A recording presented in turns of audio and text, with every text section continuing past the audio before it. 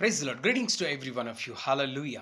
ఈరోజు దేవుని యొక్క వాక్యము అపోస్తల కార్యముల 5వ అధ్యాయము 12వ వచనం నుంచి 16 వచనాలు మనం గమనించినట్లయితే, అపోస్తల నుంచి పేతురు ద్వారా, యోహాను ద్వారా, ఇంకను మిగతా అపోస్తల ద్వారా దేవుడు గొప్ప కార్యములను జరిగిస్తున్నాడు.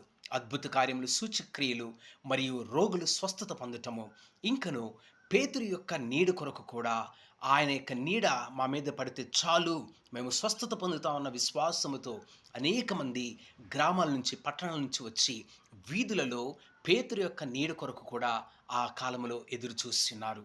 అనగా దేవుడు అపోస్తులను తన యొక్క ఆత్మతో నింపి గొప్ప కార్యములను జరిగించున్నాడు.